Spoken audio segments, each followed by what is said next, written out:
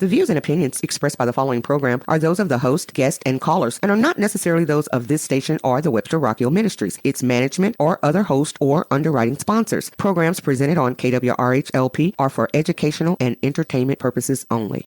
We're talking to Chris Clark from Cinema St. Louis. Chris, tell us about yourself. You know, we obviously know that you're a Gorlock. Yes. Your background, I know you went to St. Louis University High School. And why film? Why cinema?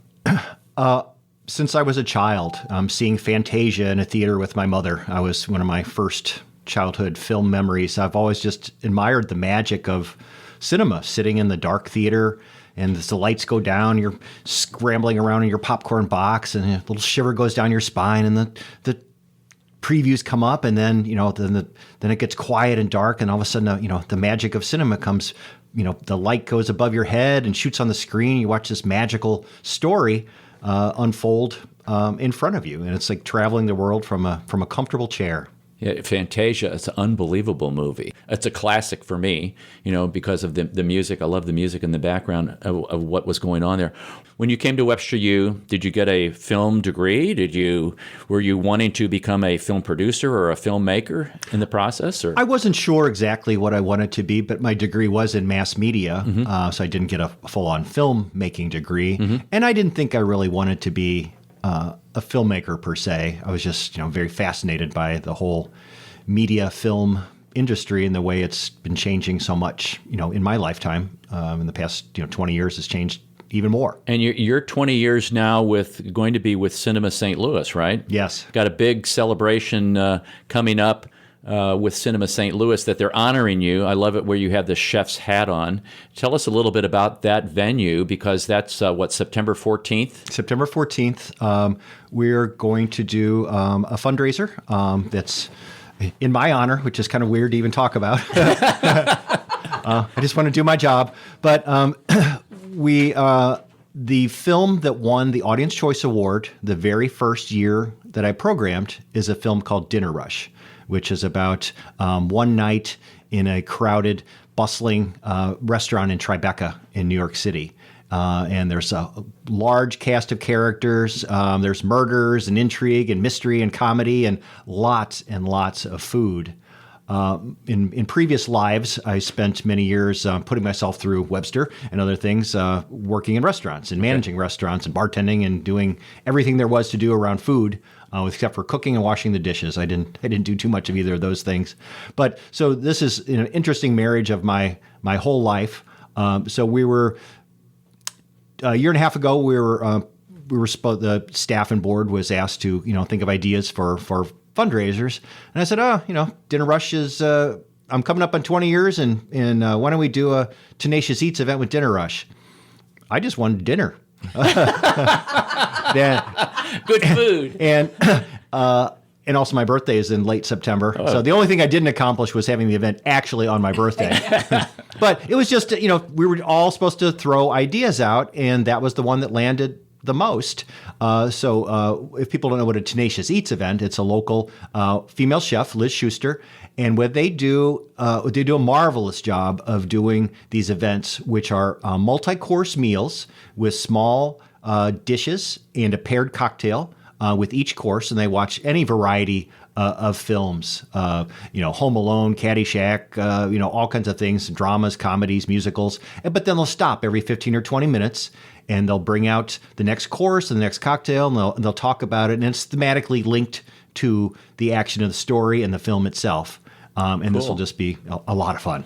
And that's going to take place at the Mad Art Gallery, yes. Is that correct? Yes. Okay. September 14th, that's a Saturday night. Mm-hmm. And if you want to get some tickets, should they contact Cinema St. Louis? Yes.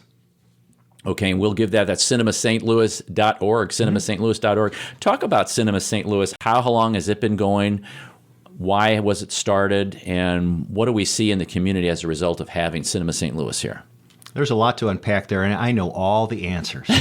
You've been there long enough. I haven't been there since the beginning, but I know all about the history. So in 1991, a group of women sitting around Mary Strauss's dining room table decided that they would like to put on a film festival in St. Louis. And then film critic Joe Pollack thought, oh, I wish them well. I hope they do okay. And they did a fine job. And later on, he went back and said, I want to correct myself. They did a great job. For the first several years, it was an all-volunteer effort, and they would just be in one location with a limited number of films. But they kept growing and growing. And then the organization was known only as the St. Louis International Film Festival because that was all they did. Ultimately, they brought on a single employee and then 2 employees. And then a couple years later, we expanded even further.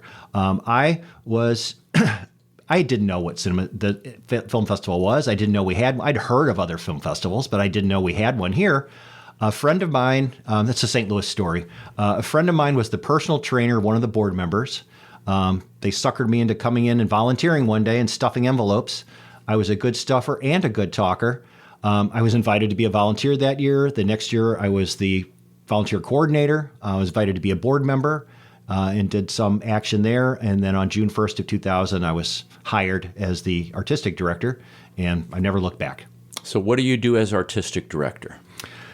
Many, many things. Besides stuffing envelopes and being a good talker. Let me go back just for a second. So since that time, we changed our name to Cinema St. Louis because we, over time, during my time, added 4, over time, one at a time, but over time I've added 4 additional permanent events to our annual roster.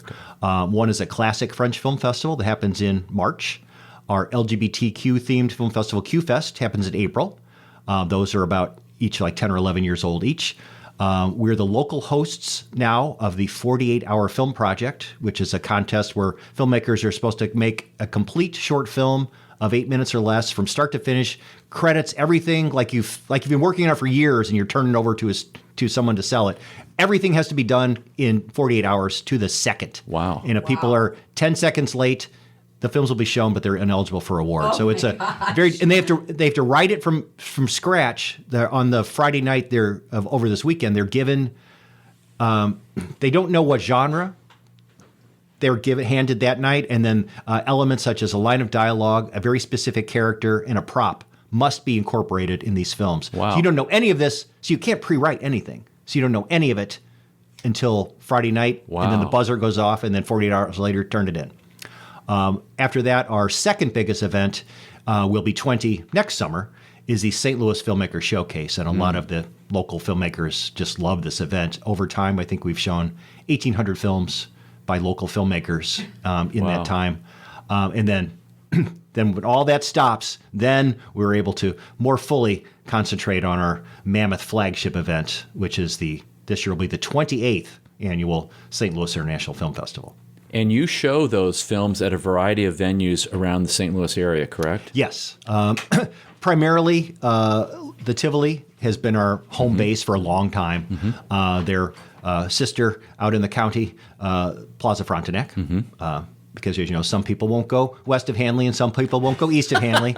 So we have to, cater to audiences. Both. And certain films would play better right. in different theaters. And, we also annually screen on the campus of Washington University.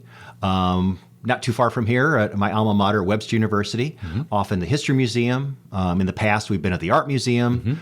We've been at the High Point Theater. We've been at the ZAC Performance Space downtown.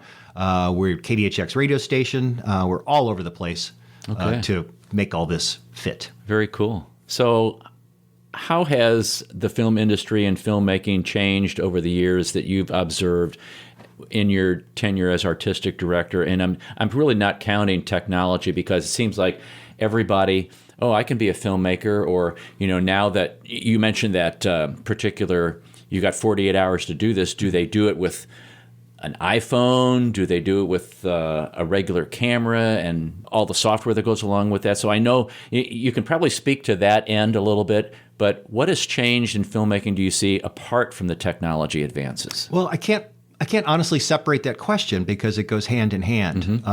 Back when I started, everything that we showed was literally on film. And the process by shooting film, you have to be very specific with light. It's very specific range to get, the colors and saturation that you want. Too too little and it's too dark, too much and it's all white and blasted. You remember taking photographs of family events, and 3 or 4 of them would turn out right and the rest are not. So film is very finicky. If it gets scratched once in a theater, well, it's ruined. Right. It's over. And then the very pollutive, caustic process by which film is made, and then the chemicals where it was produced and the expense was prohibitive. And only a certain number of people were able to afford to do that. So with the advent of digital technologies and tape and things over time, that leveled the playing field and made it more accessible to anyone. That's why I'm saying it can't really be divorced, because it gave voices to anyone. It doesn't mean that everyone should, right? But anyone on any budget level could tell a story through a visual medium. Okay. A moving picture story through a visual medium. Like in the past, a film, thousands of dollars just to buy it, and then thousands of dollars to have it developed, and then if it didn't turn out right, you're out the money. You're out the money with no going back, or you finish it and it gets scratched or melted or ruined, then it's disappeared. It's gone forever. But now with digital and tape and microtapes and things in the cloud, you can shoot forever and spend very little money. Again, doesn't mean that you should, and sometimes things go on and on and on and should be edited tighter. But anyone can pull a story out with $20 or it costs more than that. Right, but anyone can tell a story. We've had from young kids and people of different economic situations from all over the world are now able to make a film. Are you noticing though any difference in the quality of the content that we're now being exposed to? Yes, absolutely. Some, like I just said, sometimes it just goes on and isn't bad. But even a phone can take a very sharp, clear picture. Whereas different video cameras, and remember camcorders that we would have, we'd have that grainy VHS tape look. There was a period of time when a lot of film looked like that, and I hated it, and I'm glad that's over. But anyone can make a well-crafted looking piece. There are other areas that are always sort of lacking, because it makes sound and sound effects and the actors and the story. Those are also important too. Right. So the base of what I look for the most is, have they told a good story that not just I would like, but you would like, and you would like, and he would like, and the neighbor down the street would like, and the old lady next door, or the black family in North St. Louis, or the Bosnian family in South County.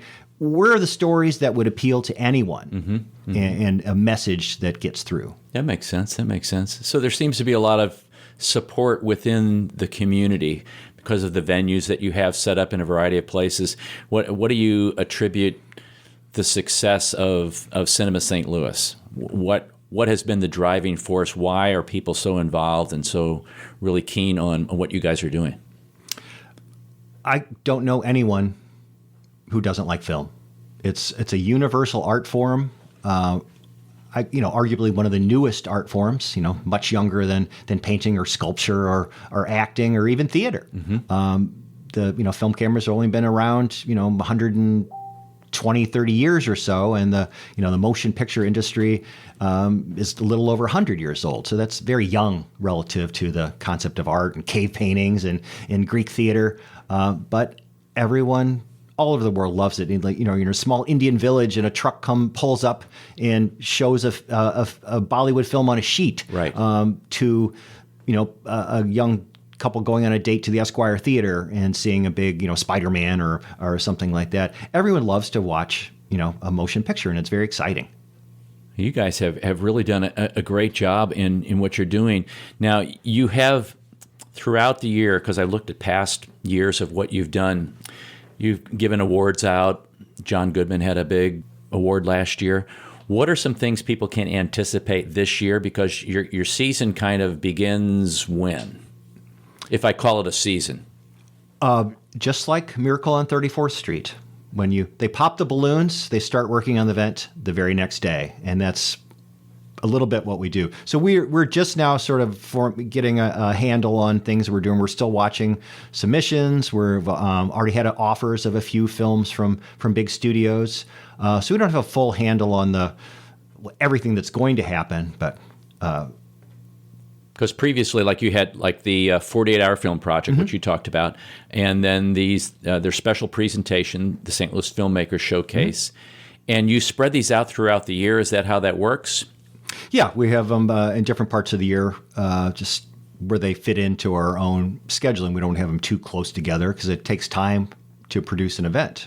We're also event producers, primarily too. We don't just sit around and watch movies all day, which a lot of people What a think, gig. and that's what I'm doing lately. But it's not all that we do. It takes a lot to produce, an 11-day event in 10 different locations with 200 guests. That's a lot of math and planning. So we have a lot of work to do. I carry boxes. I've set up speakers. I carry cases of beer and liquor around to parties. So I do everything. He could work here. Yeah. So I'm looking at these film categories that you have in some of these events. The American Indie Spotlight, Animation Spotlight, Archival Presentations, Art and Architecture Spotlight, et cetera, et cetera. So do you solicit people to submit something, or you just wait for the submittals to come and then you kind of classify them in a particular category, or how does that happen? All the above.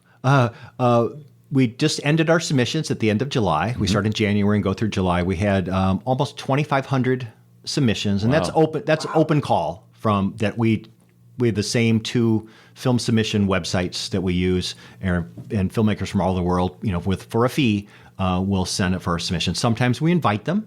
And then we'll give them a code that lets them do it for free. Okay. That's the biggest pool, and that's where the great discovery comes from. Because most of these, we don't know who these people are. Many of them are first-time filmmakers, and we may not be aware of them.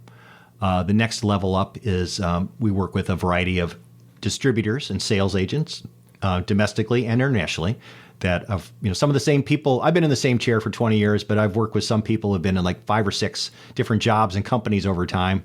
But they know my taste, they know what works in our market. The next level is that we all like a lot, but we have a modest budget, so we don't get to travel to other film festivals, which is great fun. And it can be, great parties and filmmakers and lots of glitter and glitz. And I've been to Sundance a few times, but it's not really a great fit with what I'm trying to do. Right. So we all go to others. My boss, Cliff Fralick, does the documentary feature programming. So he goes to the True False Film Festival in Columbia, Missouri, which is a fantastic, world-class documentary film festival. Really? That's just about a dozen years old. So Wow. what they've done down there is astounding. And then the top tier is the end of the year, star-laden, glitzy studio films that will come out in 2 weeks anyway, but people will flock to and will fill up the theaters and pay the rent.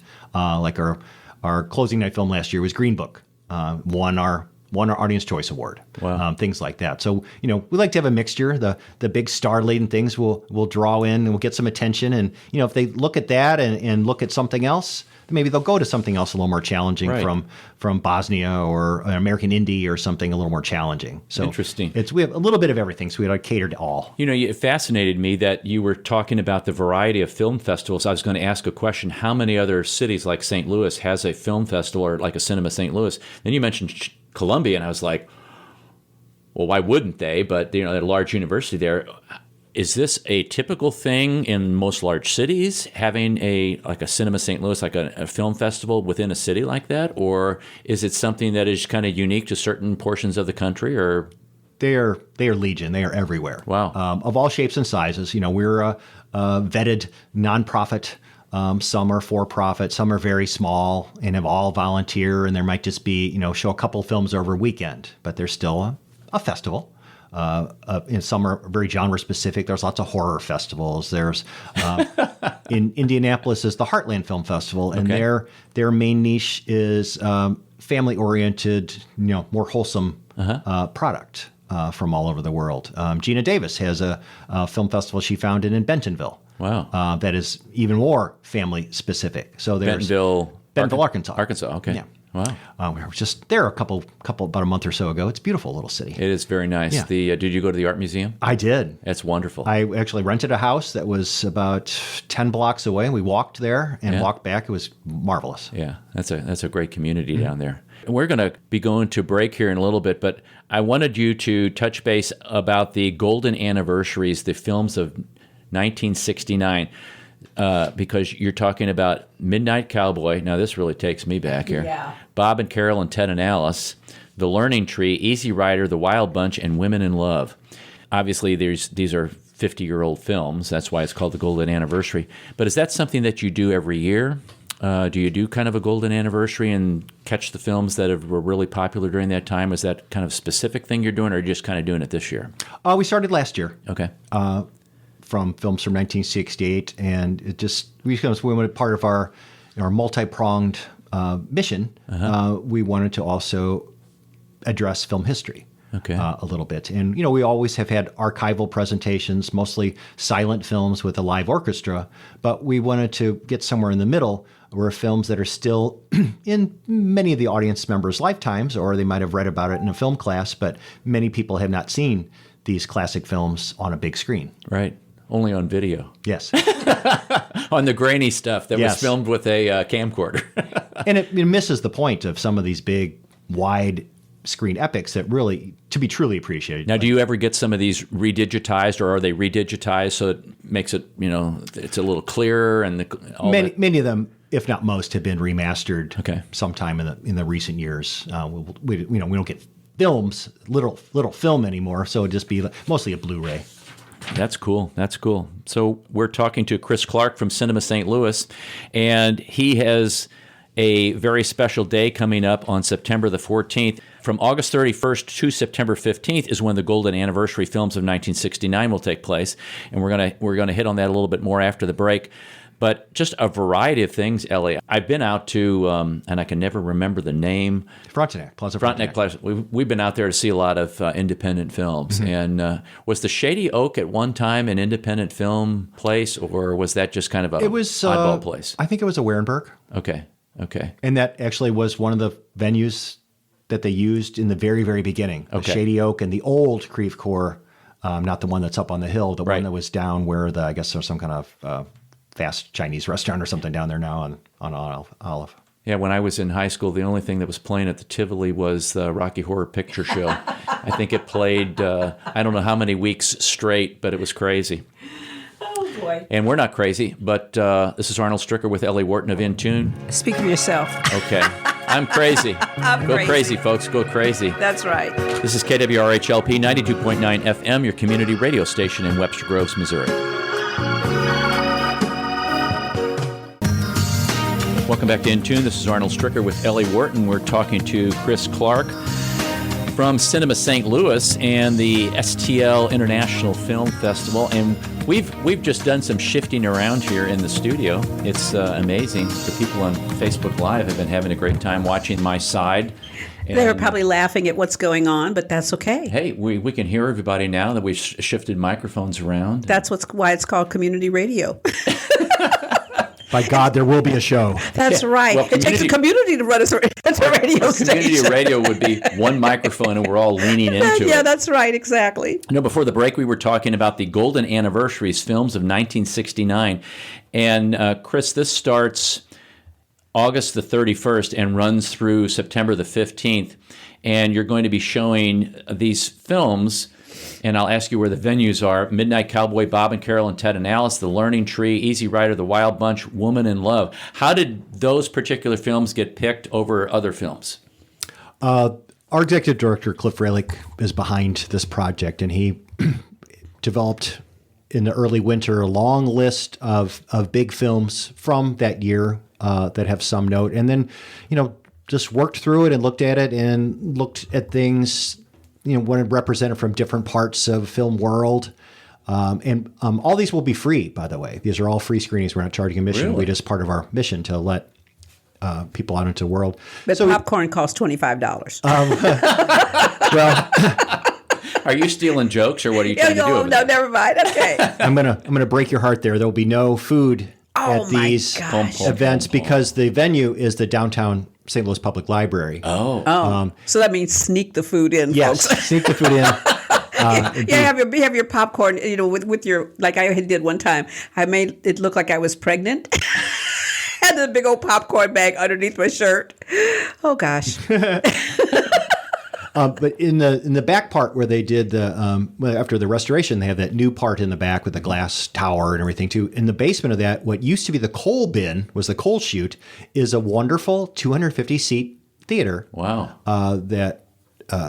That we will present. So each film will have an introduction by a local film critic or film historian, and then with a question and answer period at the end. Yeah, because we were talking about how Midnight Cowboy was rated X at the time when it came out, and didn't it win Best Picture? I believe that it did, yes. And that was a big, here's a word from the past, hullabaloo. Oh, not a hullabaloo.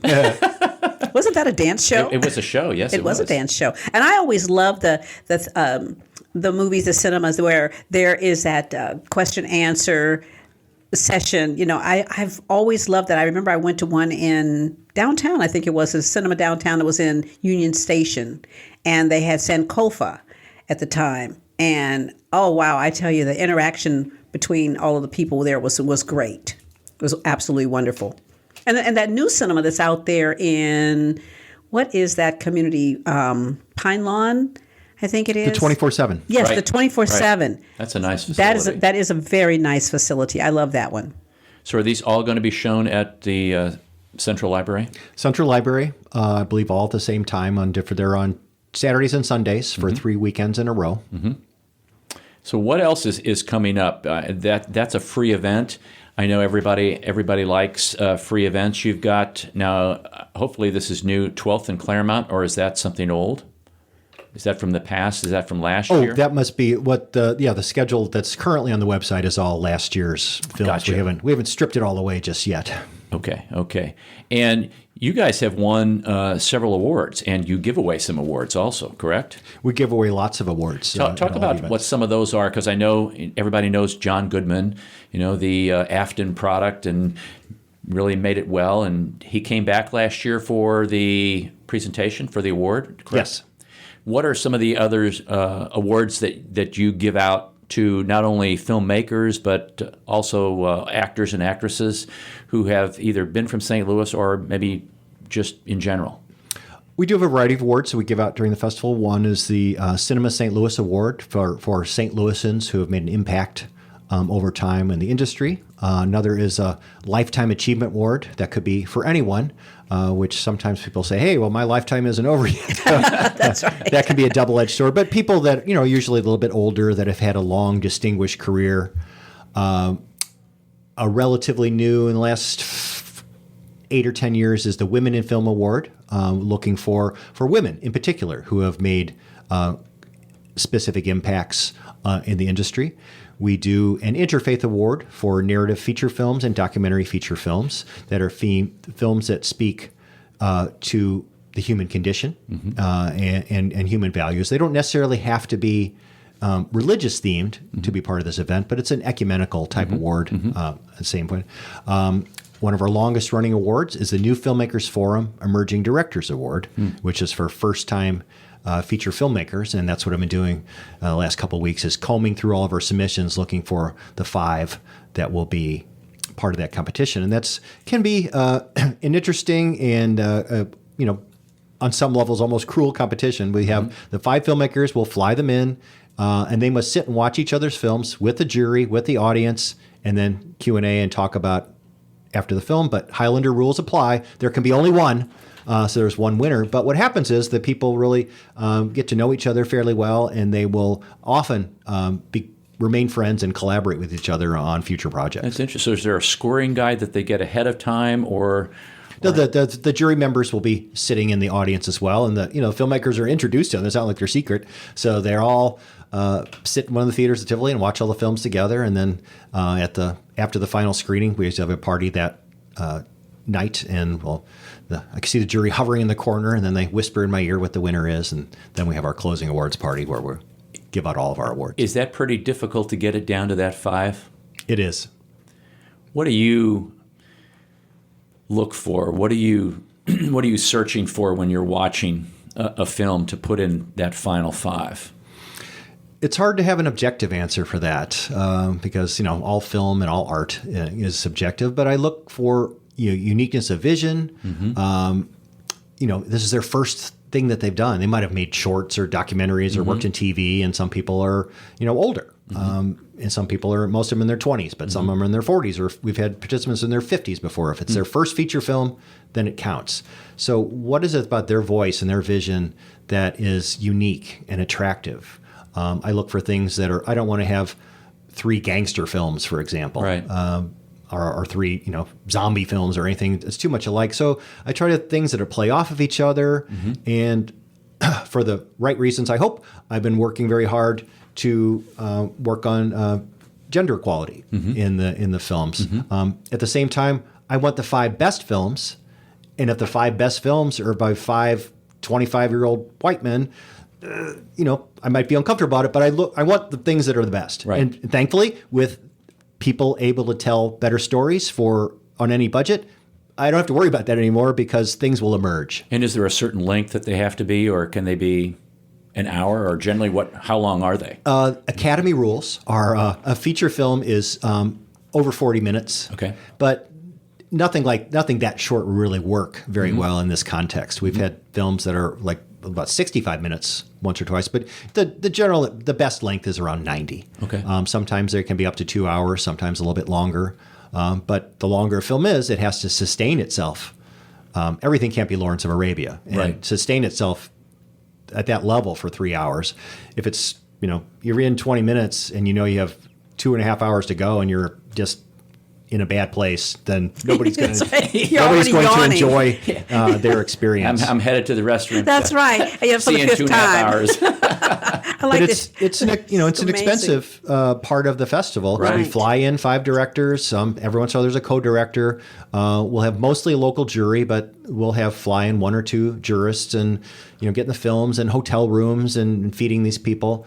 So the ticket sales don't always pay for Right. all of that, but it's an important part of our legacy and our history. At one point, during a dark, fallow period of time, I was instructed by the board to eliminate this, and I refused. Well, good for you. Yeah. Now, are there things that you feel you can do to get the word out more so that more people, you were talking about that sometimes ticket sales just don't cover all of your expenses.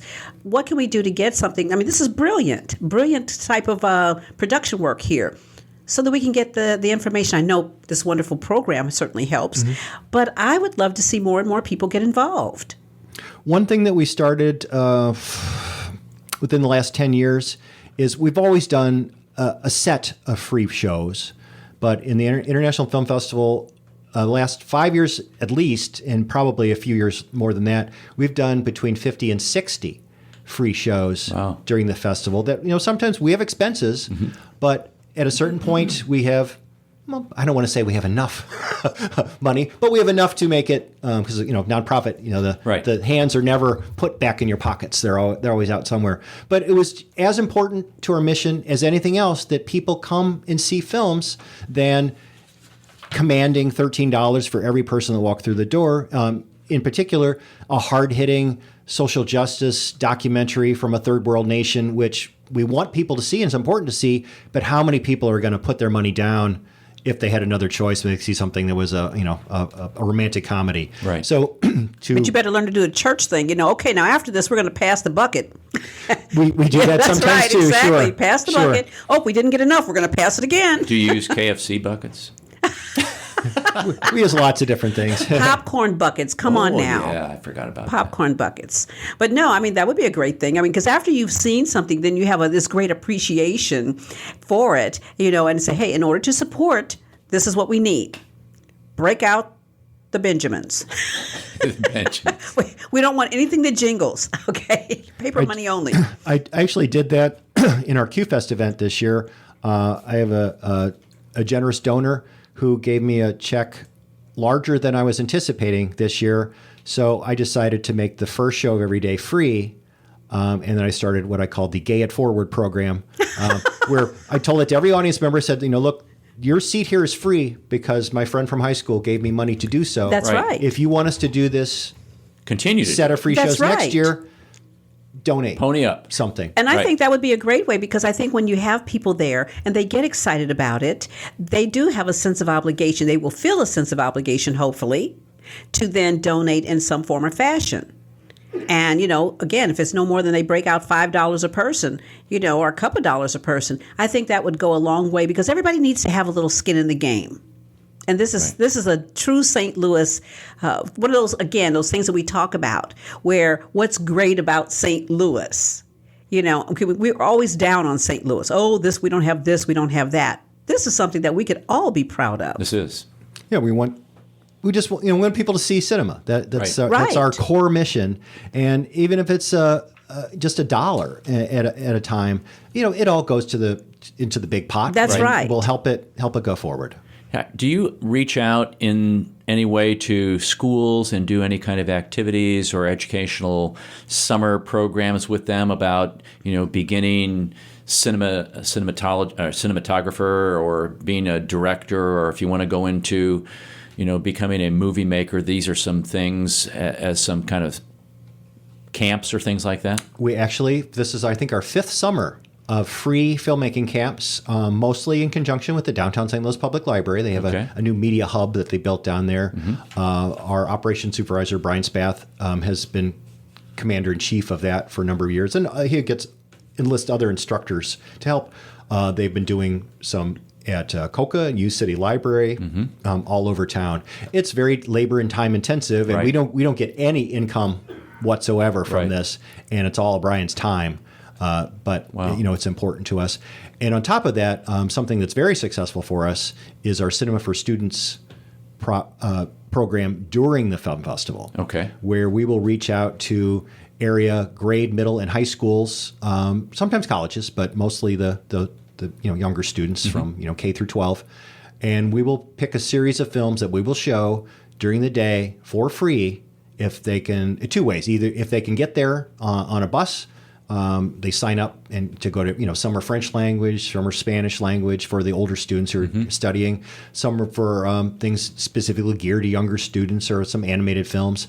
Or because of digital technologies, we are now able to then offer some students, because busing is an issue, because gas is more expensive, and those budgets don't exist for a lot of the schools that we service. Right. So we do now have the ability for certain films and certain programs, we'll bring it to you. You just show us a projector and a way to show the film, or a TV in a classroom. We can bring it to you, or sometimes a Vimeo link and a password teacher can show to their class. So how about somebody like Ellie or myself? We're obviously beyond the middle school, high school years, just a few years. Yeah, we just got out recently. Do you have something for people that would be our age to kind of get a little dabbled in the filmmaking process? No, but that has been under discussion. There are certain, I think Coca might have a class for older adults. Some of the community colleges do. More mature adults, seasoned adults, not older adults. Moderate, conservative, liberal adults. I'm right around the corner myself. I got to learn these words. That's right. You better learn them fast, buddy. I do have my ARP card, so I'm already member of the party. You've got one foot in the door. That's right. We did do one for veterans a couple of years ago, and it was a flop. Really? Maybe it was undermarketed, or it just didn't work right. So there's it doesn't cost money as much, but time can be money. So the time to do all this, we need some funding to be able to pay the instructors, which currently none of the instructors are paid anything. Wow. Right. So we're working on some grants for next year to be able to pay the instructors a terrible wage to teach these classes for 8 weeks at a time. So as artistic director, where do you see things going in the future, next 5 and 10 years out? Where would you like to see Cinema St. Louis in 5 to 10 years? Hopefully my mortgage doesn't get paid for 10 more years, so hopefully I'll still be doing the same thing. Inherently we do the same thing over and over again each year, but what is different is the people and the films, so it remains fresh and lively and fun, because we work with some of the same people, from year to year, but there's always a new voice or a new vision or a new hot director or hot film from somewhere. Okay.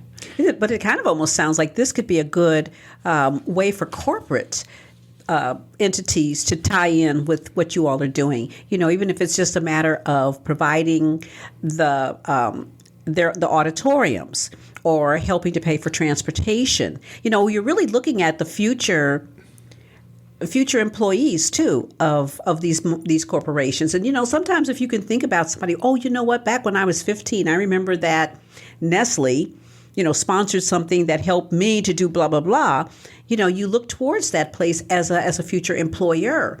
And corporations are always, I think, they've got to be good citizens, good corporate citizens, and things like this, which are educational, promotional for the community, for the city. Maybe that's another way for them to get involved. Sure. And as a nonprofit, all nonprofits struggle to tell me about it. to get money. That's right. But some, it's a little tougher. We're not a childhood disease, or we're not breast cancer, or we're not a tree. Right. We have arguably a kind of a sexy product that everybody loves. So it's a little bit easier in some ways to get someone's attention. Doesn't mean they'll ultimately give, but it's easier in some ways for us. And we have many ways where people can sponsor and buy the whole show and own all the seats and invite whoever you want. Wow. That would be fun. We have many corporate sponsors who have, sometimes they come and go. But we have many loyal individuals and sponsors have been with us, almost since the beginning. Because individuals can become members. Sure. Correct? And how do they do that? There's a form on our website to fill out, and levels start at as low as $50 and go up to, I think, $1,500 with different perks, of course, along the way. We don't have mugs or umbrellas or tote bags. Man. Actually, I do think we have some tote bags. I forgot about that. But we don't have mugs or umbrellas, stuff like that. But we do have movies, lots and lots of movies. Members get to see or invited to sneak previews of Hollywood films that in advance of when they come out. Also, all members get discounts. So their $13 ticket is now a $10 ticket to be able to support. Gotcha. And you can get that. The website is cinemastlouis.org, cinemastlouis.org. And also September 14th, that's the What a Rush, 20 Years with Chris Clark, who we're talking to right now in studio. And you can also catch some of the future events like the Golden Anniversary Films of 1969, which starts August the 31st, and get a schedule that goes through September 15th. And your scheduling, once you get that scheduled out, I thought that was very good. You got the venue, you've got the date, you got the time listed, and people can kind of plan their schedule, what they want to see and what they don't want to see. And I thought that was very, very well done. When the programs do come out, people are hounding us each year earlier and earlier. Say, oh, I know I've had it at the end of September before. No, you haven't. It always comes out the week before. But I love to watch. What I love the most, and because I have a historical perspective now at 20 years, so I love to watch people hovering in their tables in the lobby, just furiously scribbling, circling films, and then crossing it out. No, I want to see this one instead. Many voices concurrently going on, where it'd be a Russian film and a Bosnian film in two different theaters. You hear different voices and discussions between the two. And also now I'm at a point where in the showcase this summer, the son of a man I went to school with at Webster, his son is 14 years old, and the man's a filmmaker himself. His son had a film that we accepted in the showcase. So now it's weirdly at my tender young age, a generational thing. That's right. cool. That's very good. Okay. And what's interesting is that we had a young man working here, and he is a film student at Webster University. So this, I think, is he may have graduated this year as I think about it, because he was a senior and he was doing an internship. So, I mean, he's the kind of guy that I would love to be able to see down the road as one of the entries in something like this. Is he a filmmaker? Yes, he is. What's his name? Malik Carter. Oh, yeah. You know Malik? Yes. Okay, Malik worked here. Yeah. That was great. And his dad. And also Chris. Chris Mullen. Yeah, Chris Mullen. Yeah, she's from Webster University also. Right, but yeah, and then Malik's dad also had a show that he ran here on the station. But yeah, he was a great employee. We loved him. We've shown a few of Malik's films over time. Very good. Yeah. Excellent. Yeah. Excellent. That's it. Everybody knows everybody, sort of. Well, it's Webster. Come on now. I really appreciate you coming on the show today and Yes. filling us on the inside scoop of Cinema St. Louis. You piqued fun my being here. interest, that's for sure. Good. Yeah, that's something, we will have to venture out to other venues to watch some of these indie films and some of the small, I like the small, short kind of things. I do too, and I like yeah. documentaries too. I do too. I love documentaries. That's my big thing is documentaries. And I don't mind the foreign films, I love subtitles. but they have to be subtitled. I always like to tell people, if they don't know what a film festival is all about, you don't have to be a film buff. You don't have to be a film historian. You don't have to be anyone but yourself. All you have to do is like movies. And we offer so much for free that people can go for the entire festival for 11 days and not pay a dime. Wow. But we also encourage them to see, please enjoy this for you, but look through the program and challenge yourself, see something you want and enjoy yourself, but go another day and see something. That's what a festival is about. It's about discovery. See something you would never see a Sudanese film, or see a Thai comedy, or see a German slasher film, or see something you would never maybe see on Netflix, or you would never go to Ronnie's or something to see, but experience world cinema. Learn something about another country. Great. That is great. This is an conclusion. excellent. I've done this before, interview. as you can tell. Yeah, no, we couldn't tell. Yeah.